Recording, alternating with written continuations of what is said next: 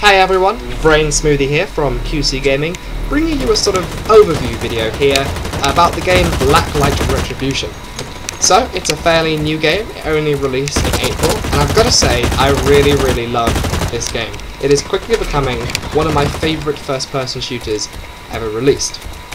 In one respect, it's a classic recipe of a quick reaction shoot-'em-up game, much like any of the other popular mainstream FPSs.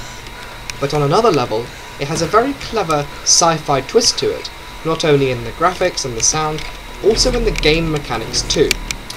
So the first and possibly main feature of this game is the HRV, which you've seen me use a few times already, called the Hyper Reality Visor, which allows each and every player in the game to identify key objectives, players, objects, allied and enemy, through the walls, much like any other typical wall hack you might download for any other game. However, by giving this feature to all of the players in the game, nobody has an advantage, which means that fights are no longer determined by who sees the other person and starts shooting first. Many a time in this game, I've seen someone around the corner, or through the corner rather, with my HRV, and I know that he's seen me with his HRV, and it turns into a sort of Mexican standoff about who rounds that corner first, and can make up some really interesting tactics. Like here, I'd started going completely the wrong way, but thanks to the HRV, it's influencing teamwork in deciding that you're going to group up with your allies and go for a push where you know the enemies are on the objective. So, the game itself, the gameplay, I really love it. I love the feel of all the weapons, I love the controls, I love the sounds. It all sounds really strong, it's not flimsy and finicky like some games I've seen.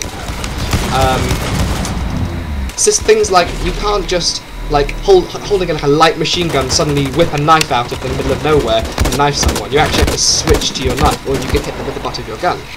So, as you'd expect, there's all the typical game modes. There's a free-for-all type deathmatch, there's a team deathmatch, there's this game mode here, which is capture the flag, which is collecting their flag, bringing it back to your base without letting them get yours. There's also a couple of other game modes. There's this game mode here called King of the Hill, which functions a lot like headquarters in Call of Duty. So an object called a node will appear, and then both teams have an opportunity to capture it, and then when they do, they add 1 point to their score, which results in a weird blue screen type crash. I was really confused about that, but that's part of the game.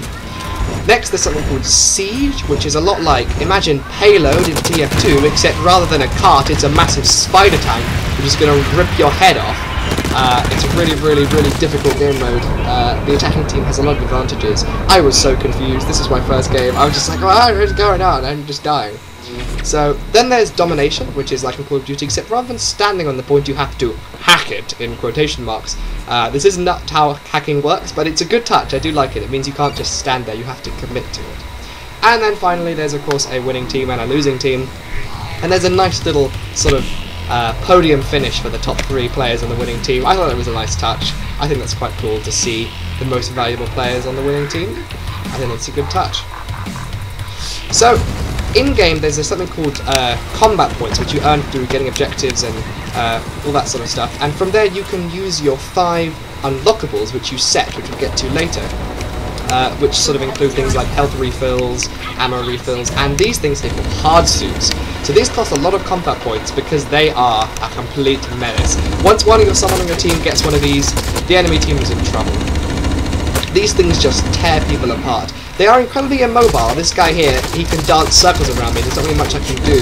However, he makes the mistake of running away, which gives me a clear shot to take him down. So, these things are completely destructive and really need to be shut down. So I come around the corner here and there's another hard suit on their team. We have a little juke off here, and unfortunately I'd already taken damage from that other guy, so I'm going to lose this fight. I'm going to have to bail out of my hard suit and run to cover. Although he does take out my hard suit, we take out his too.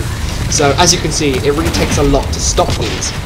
However, if you don't have enough combat points to get yourself your own hard suit, you can go to the depot and purchase these stingers, which are a type of grenade launcher. There are lots of other unlockables like bigger missile launchers, turrets, that sort of thing, which will let you have an advantage over people if you're doing well, kind of like kill streaks function. So, as a free-to-play game, and I forgot to mention, this is a free-to-play game. You don't have to pay for this, so there's no harm in downloading it and installing it. It is an amazing free-to-play game. However, they're going to have to earn their money somewhere, So things like more loadout slots, because you only get 2 after level 5, will cost you real life money.